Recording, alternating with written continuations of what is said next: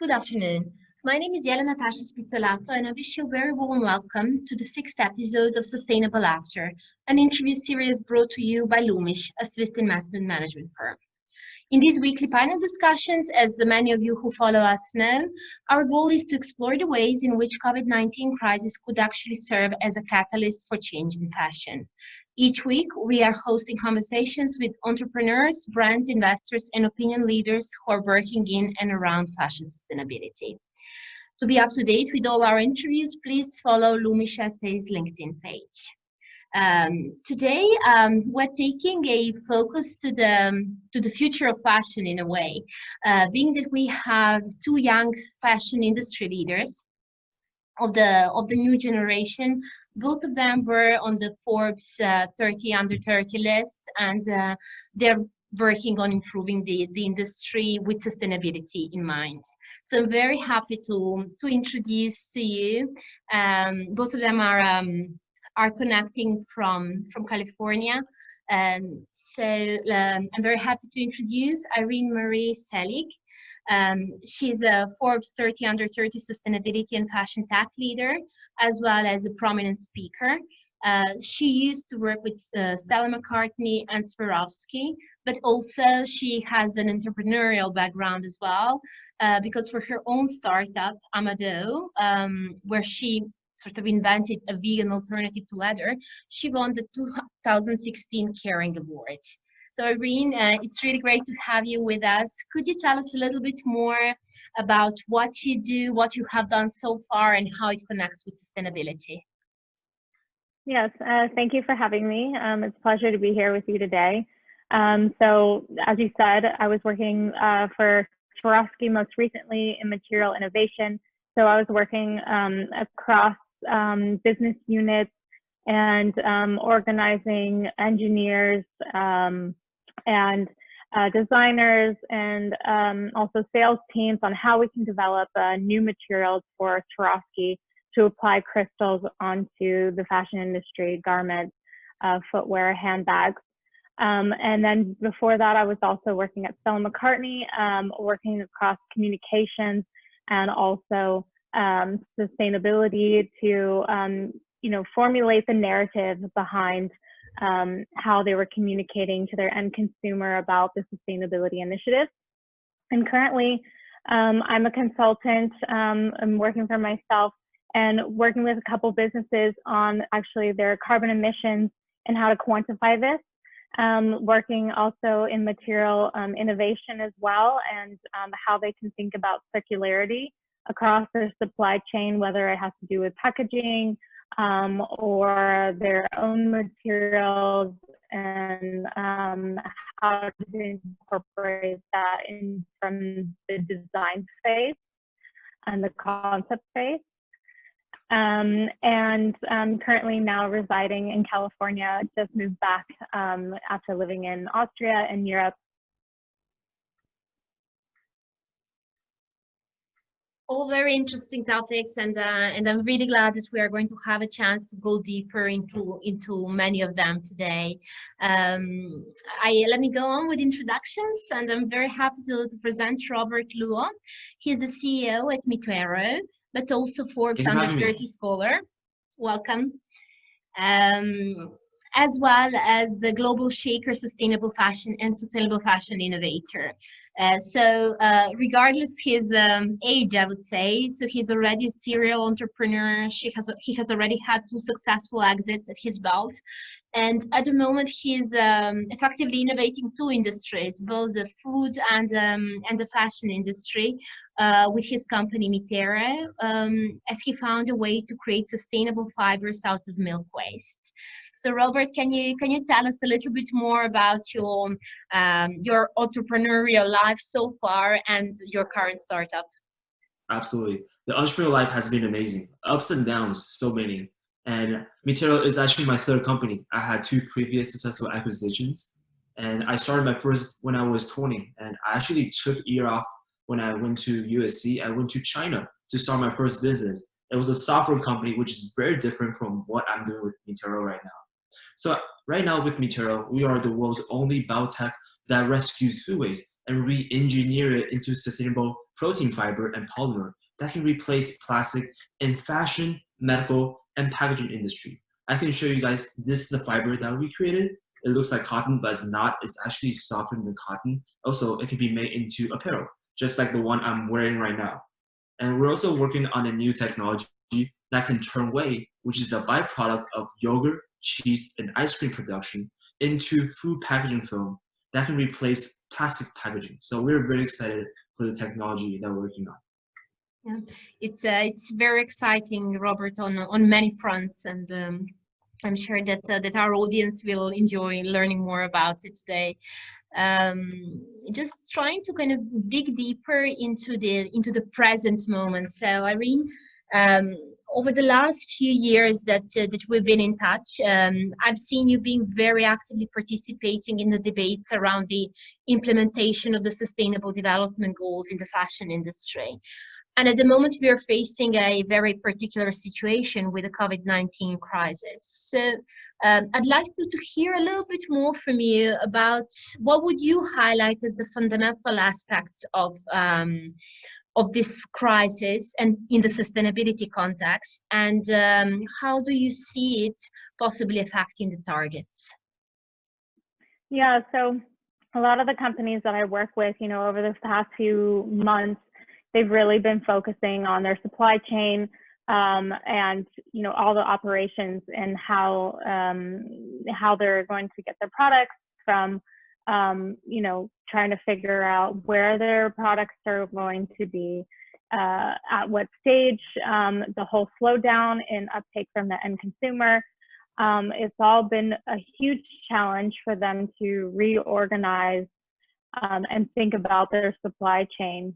So if you think about it, a lot of the companies too, luckily the ones that I work with, they know their supply chain. But there's a lot of companies that don't know their entire supply chain.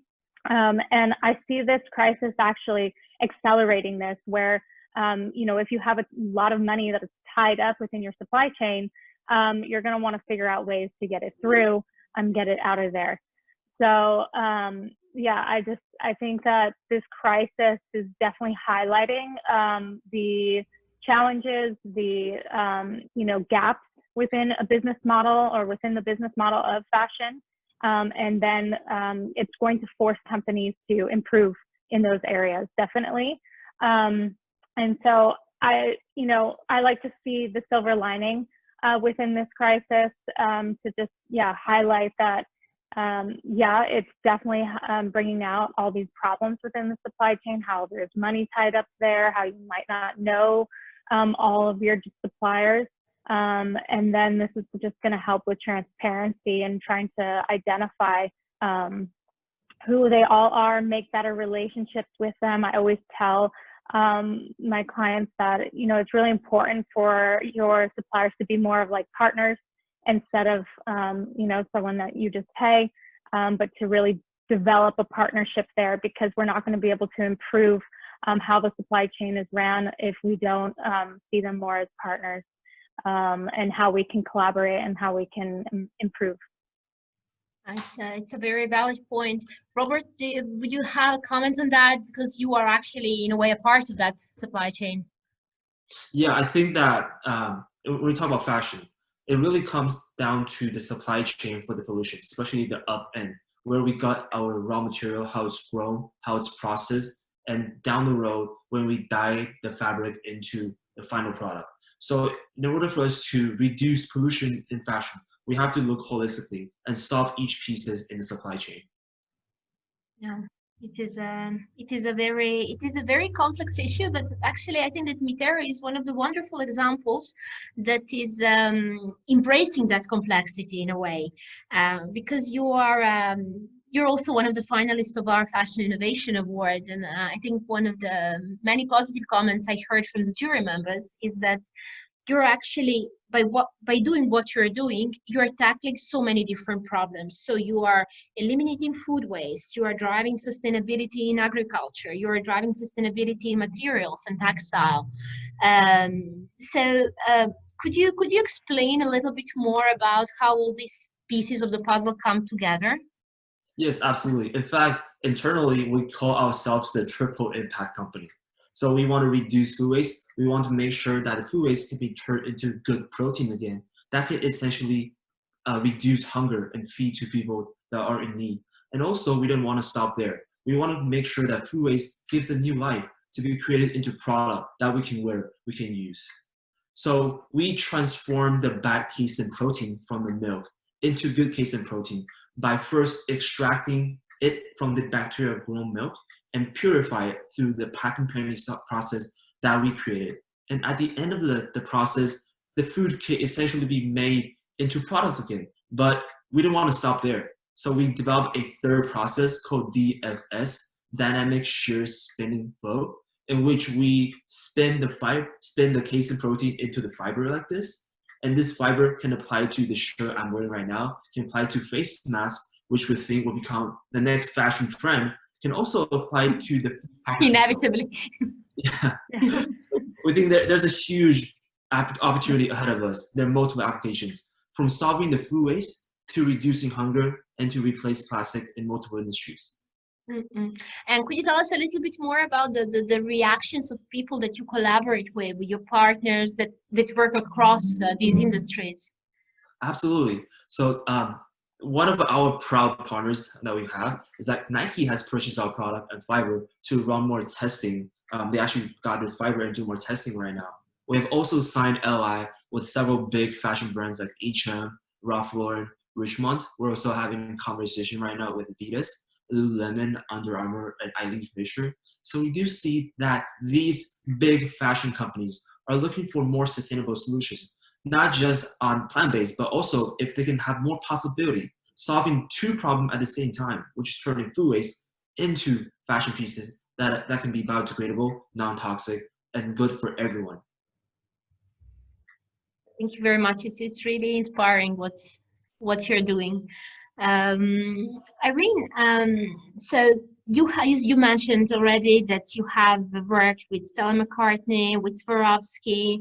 Obviously, you've been closely in touch with Kering through the awards that you won. So let's talk a little bit about the Sustainable Development Goals and the implementation in the fashion industry, being that you've been kind of so closely connected with quite a few important brands. And from where we see it as outsiders in a way, is that FashionTech really is working hard to empower brands to start measuring in an aligned way, to start reporting, kind of following the same standards. So could you shed a bit more light on the challenges and practice of the Sustainable Development Goals measurement in fashion? Yeah, so with the Sustainable Development Goals, I always, talk to different brands, also with Stella McCartney and with Swarovski as well. It's really important to pick and highlight the ones that you really want to focus on. I believe if there's other ones you want to focus on, then collaboration obviously is key to getting this done. You see that with the Fashion Pact and with a lot of the other pledges that are taking place within the fashion industry to bring together all these different brands. And it's definitely not something that we can solve individually.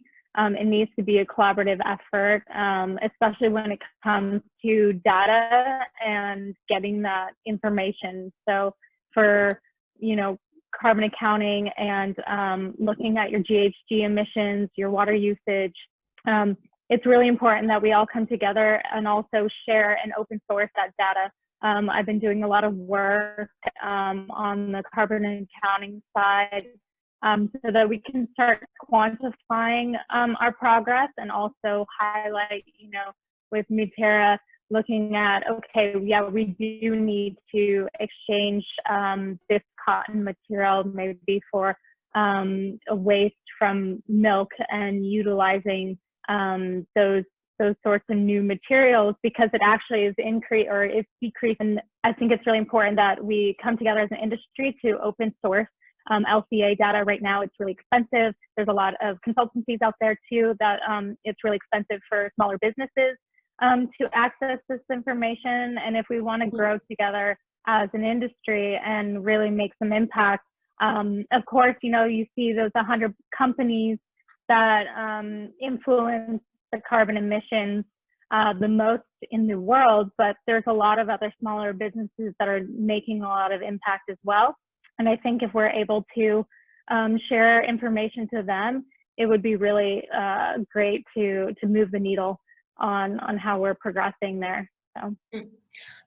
What is your impression about the progress that has been done by the Fashion Pact last year? I mean, how closer did it bring the industry to that ideal?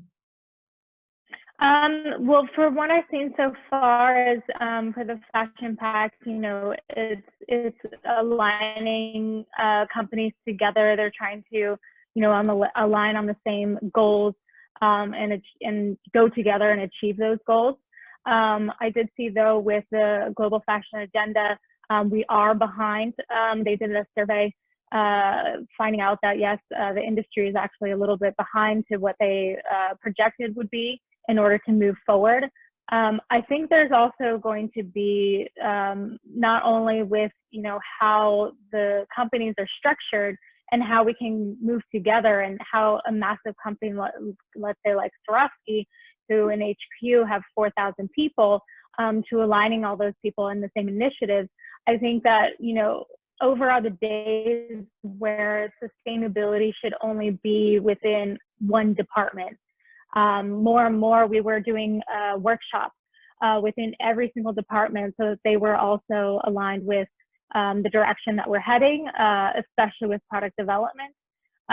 They always were asking so many questions, and I think the more and more that you can align all business units, all departments on the goals, it will help move forward. And then I would say too, with the industry and being behind, I think the gap with technology, there's a lot of young startups, just like yours, Robert, that are trying to make a difference, and it's going to take time for businesses to uptake those new technologies, test those new technologies.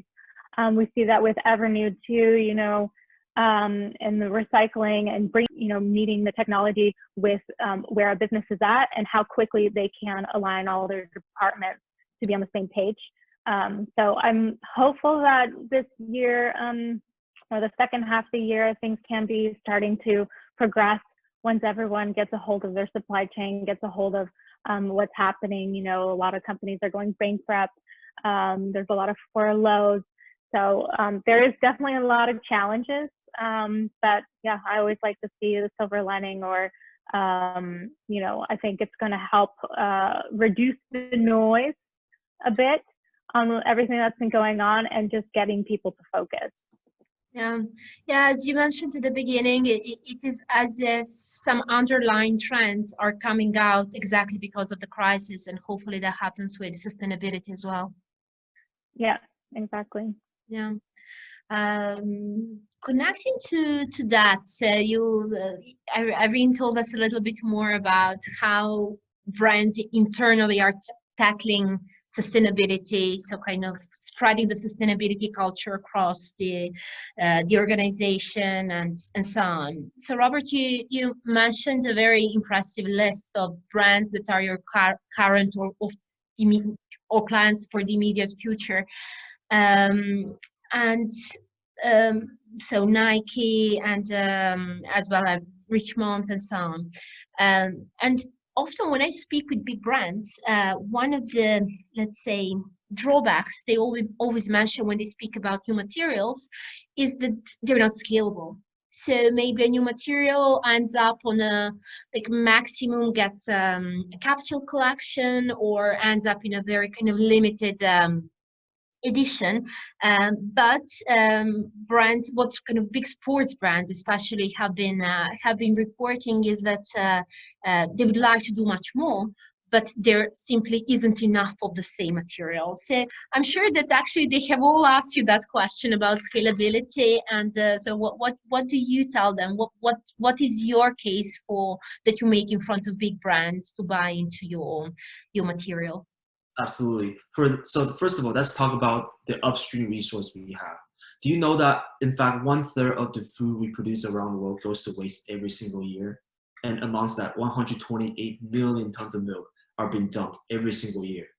And just that alone creates 3.3 billion tons of greenhouse gases.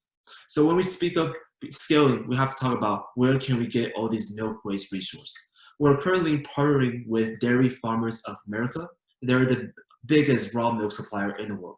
We are also a vendor for Danone. We're speaking with Nestle, General Mills, and other big companies, these food processors, where most food waste come from. So we can directly source and secure our upstream resource very easily and very quickly. Now, when we speak with the downstream, let's say Nike, let's say Richemont, why would they be interested in our technology, in our fiber? So there are basically three components. First is price. Our fiber will cost lesser than bamboo, modal, and organic cotton. In fact, we're using 60% less water compared to organic cotton. And second is the performance. Because milk itself has amino acids, it's great for people that have skin allergy. And that's why we made it into t-shirt, underwear, socks, face masks that are close to your body and has moisture wicking and antibacterial property. So if you're to wear as a casual wear, as a Seelig wear, it's great. In fact, a lot of our customers purchase our product and came back and tell us they wear it as your PJ, not as their like outdoor product. So that was something very surprising. We didn't know initially. And then lastly, it's messaging. How can these companies portray themselves as more sustainable, as the future of, let's say, fashion or new material? And it goes without saying that we are on the same page for that by turning food waste into something sustainable, biodegradable, and useful for multiple industries. Could you tell us what it feels like to touch a MiTerro material? Is it more like silky or is it more cotton-like? Yeah, it feels like silk. It has a silky touch. It's very soft, and that's why people wear it as their PJ, as their sleepwear. Really beautiful. Well, we hope that it will soon reach us in some shape. Irene, you yourself are also kind of materials entrepreneur. So a few years back, you created a startup called Amado, right? Yep. Creating a leather alternative made out of mushrooms. And as we mentioned, you received the Caring Award for this. So similar question for you, but maybe focusing more on the luxury markets that you are more specialized in. So what do you see as the main hurdle for a stronger uptake of alternative materials in luxury?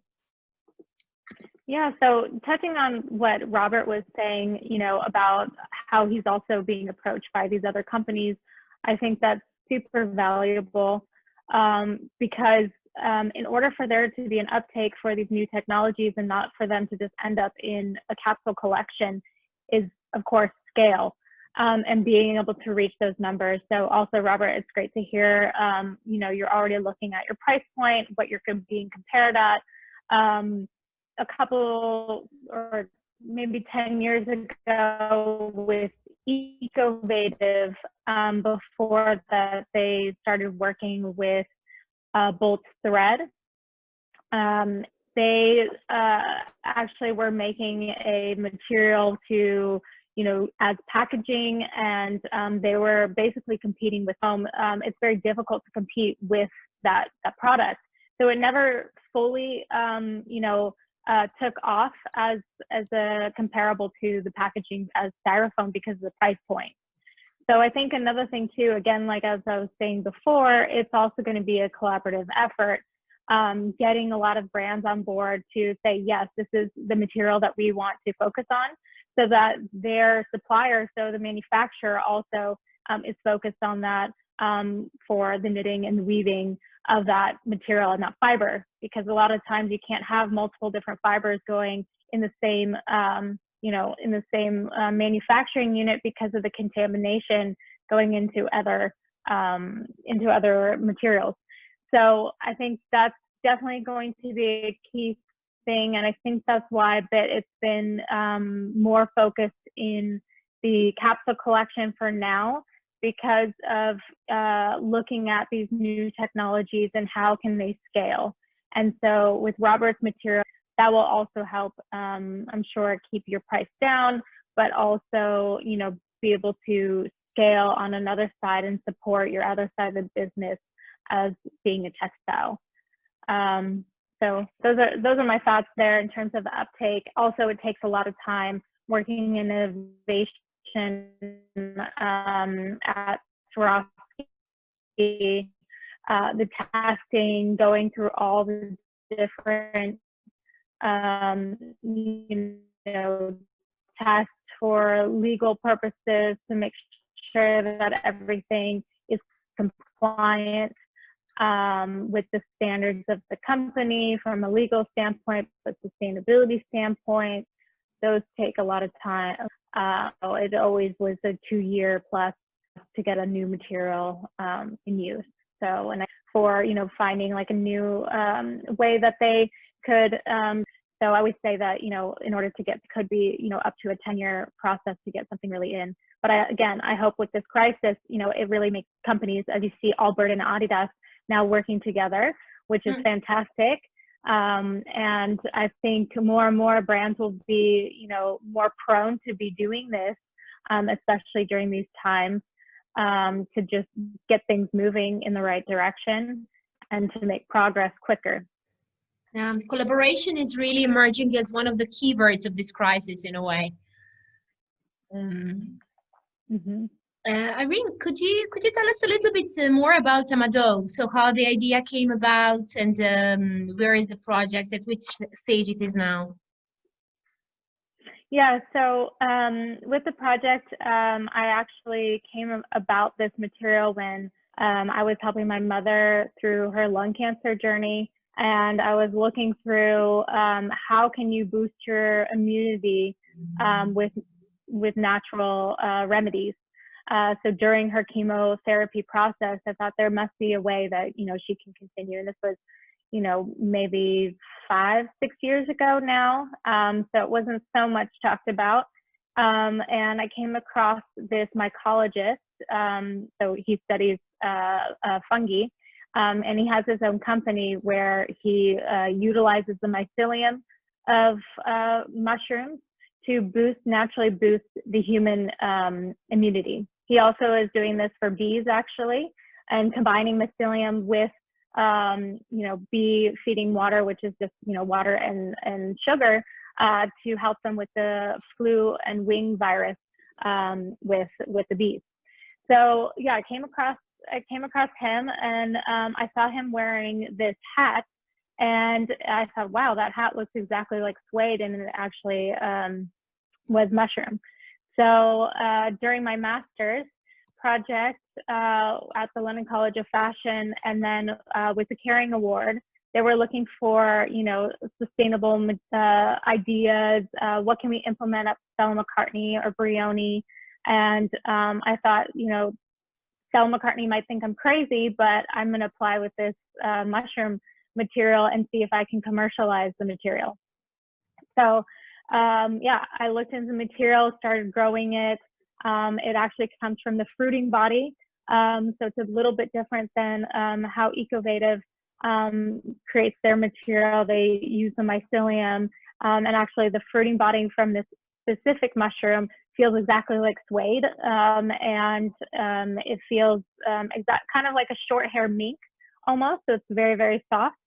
And so I started finding ways and utilizing, you know, technologies within the leather industry that they currently use to compress and utilize the leather and how they process it, and applied that to the mushroom material. So yeah, I ended up getting a prototyping. I worked with a shoe designer. She created a handmade shoe. Caring actually immediately was thinking, oh, you know, doing a shoe is actually the hardest to achieve. So maybe you should look at something, you know, more simpler, look at, you know, maybe doing a handbag or something like that.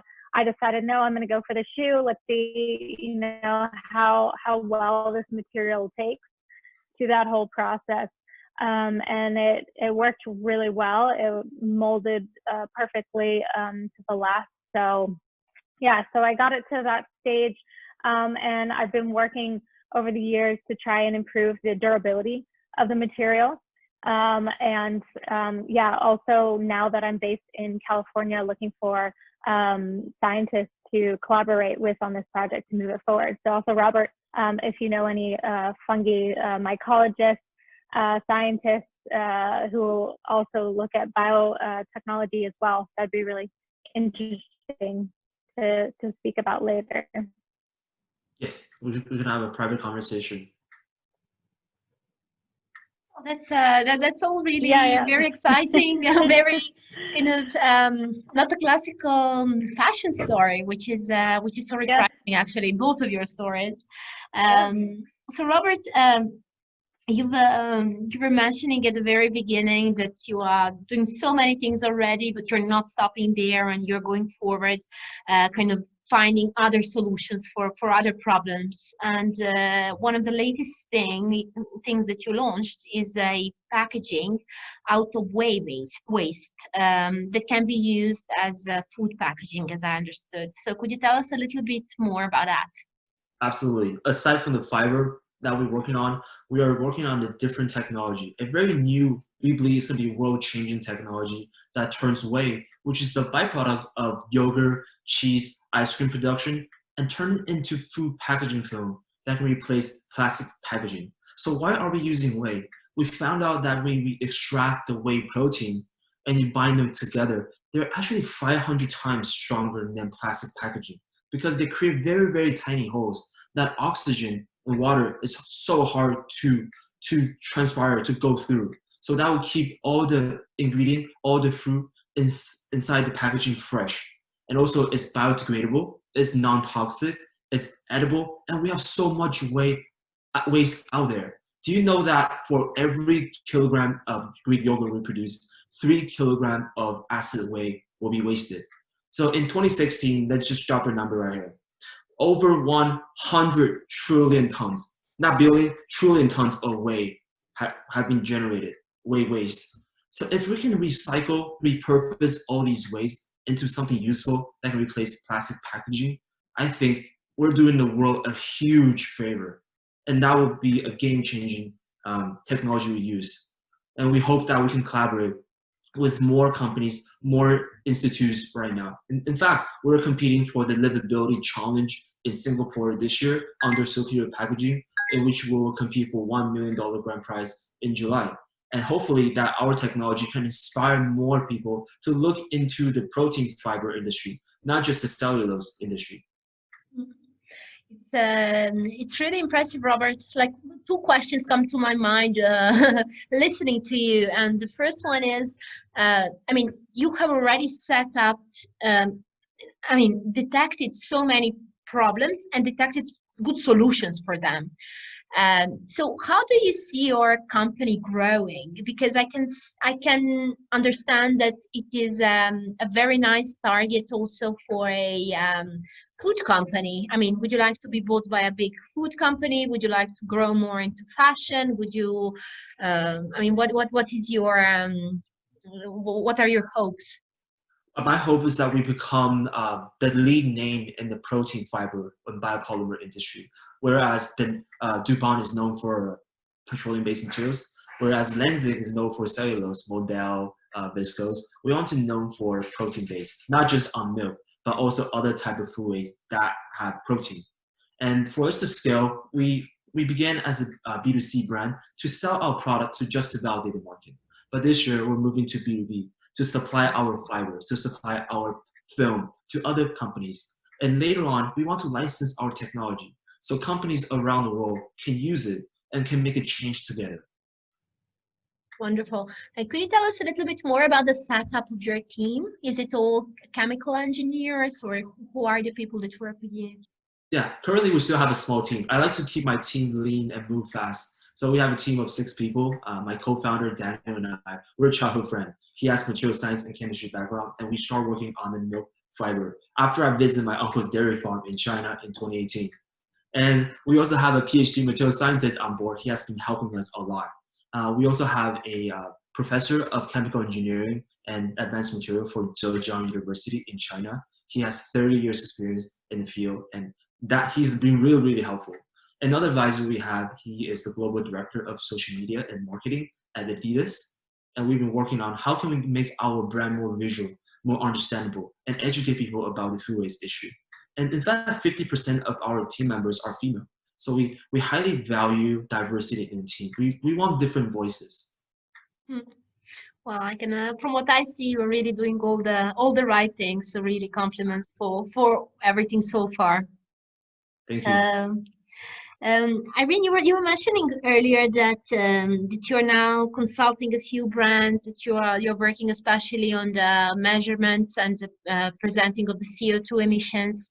So if you could share with us, like, what are the key activities you're doing with them? What are the key issues they kind of reach out to you to resolve?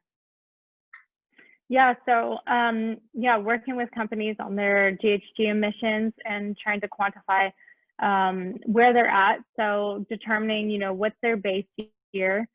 This is always, where we're starting with, and also we're looking at the science-based targets and aligning their goals to that and getting them signed up there. And then in terms of, just once we're able to quantify where they're at, we then come up with initiatives in which they should really be focusing on. Typically within the fashion industry, though, it's all GHG emissions, mostly in their scope 3, and where we see the biggest impact is within their goods and services purchased. So this is, again, looking at the supply chain, looking at their suppliers, and how they can improve there. And then we're also a big issue or a big impact is a business travel. So this is always a huge, huge number here. And then another one, is shipping too, so distribution of the products.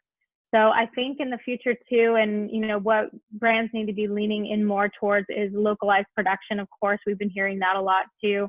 How can, a lot of brands have been trying to move over to Portugal, for instance, and trying to more localize their production. And, then we're also hearing a lot in the US, how can we bring back manufacturing to the US? So these are things that brands are looking at right now within their supply chain. And then also how they can better get data from their suppliers. So how can we make a streamlined process? I'm working with a company that's based in New York, another Tomorrow. They're a transparent company, from farm all the way to their end consumer. They have relationships with their suppliers and with their farms, and they're just trying to figure out better ways in which that they can uptake data from their suppliers and make it, a win-win situation too. So it's not just an extra add-on, this, you need to do this, but more so in ways in which that they can also benefit from this process. Because I think a lot of the times with companies, it's very difficult to get that data. A lot of people, it's very expensive to get that data, but I think if we share that information more and more, it would be beneficial for everyone involved. How much can technology help in that? So how much the latest solutions such as traceability, tracking, and so on can contribute to that?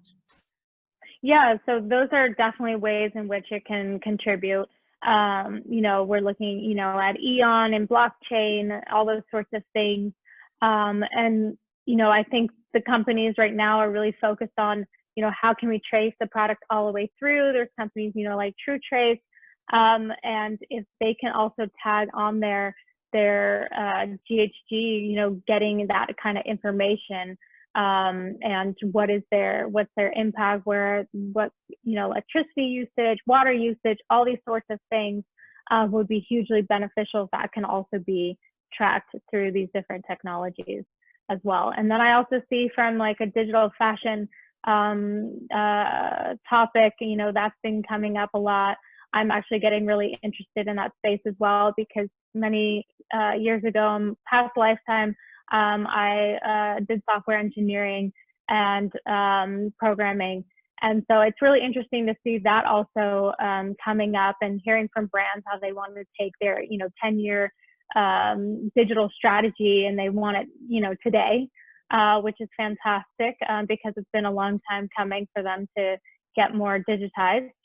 But I think with 3D design, it can really help in terms of minimizing, like I was saying, business travel is a huge impact.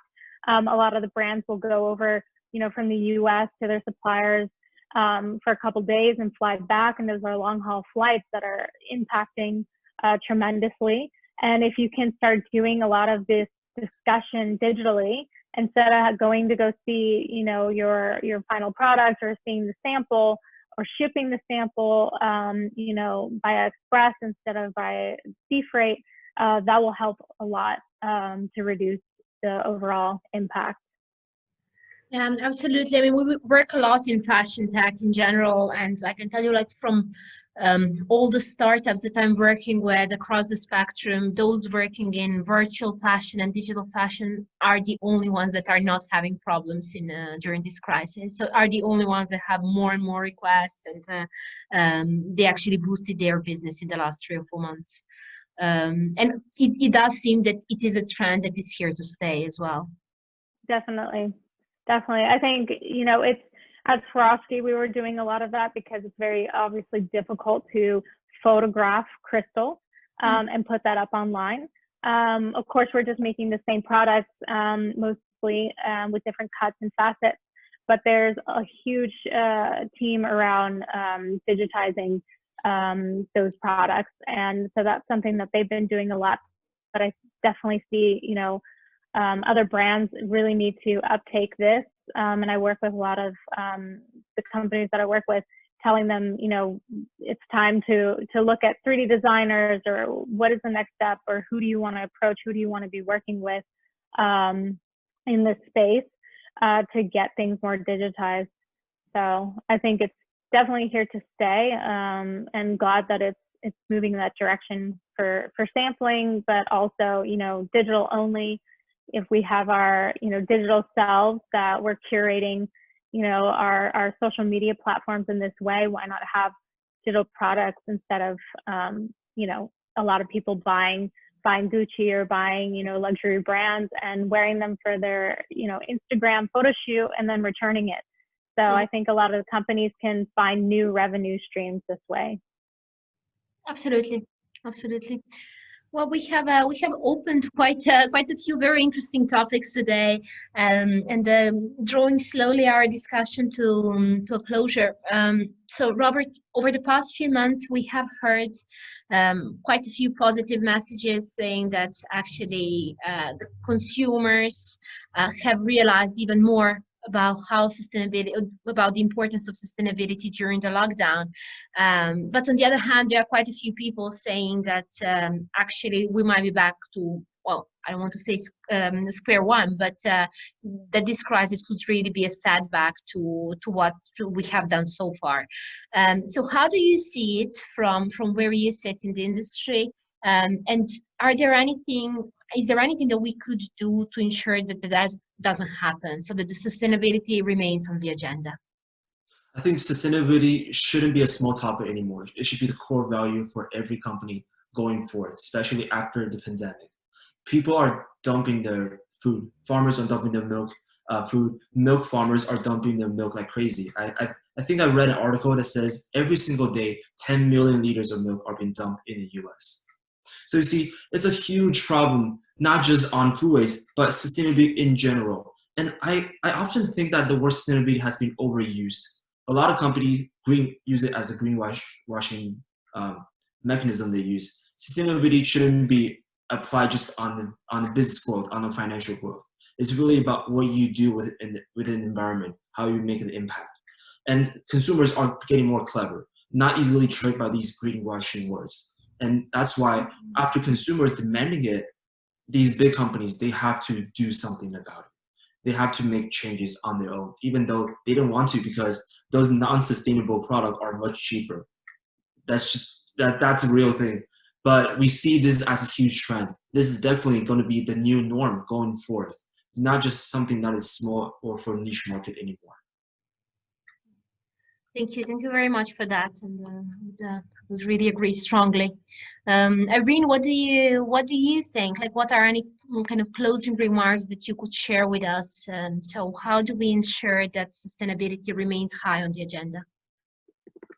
Yeah, so I think, yeah, exactly what Robert was saying. It definitely shouldn't be something that's pushed to the side, nice to have.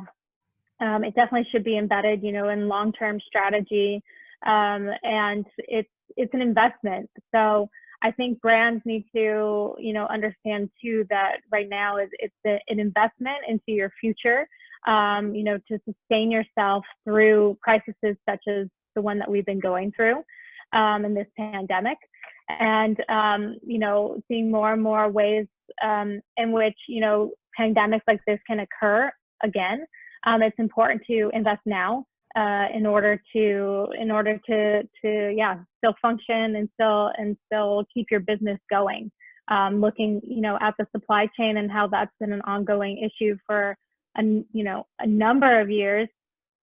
Not knowing your supply chain, definitely now is the time to jump on board, to collaborate with other companies in order to sustain your company and your business. Thank you very much. Thank you very much for everything you shared with us today, for your time and the insights. I'm sure that our audience is going to find it very, very stimulating. I myself have learned quite a few things from you guys today. So very interesting topics, very relevant topics. So thank you very much. So for all of you that are watching us, we'll be bringing discussions like this one each week to our LinkedIn page. So please make sure that you follow us. So it's Loomish SA. And we wish you all a great day. Thank you. Bye. Thank you.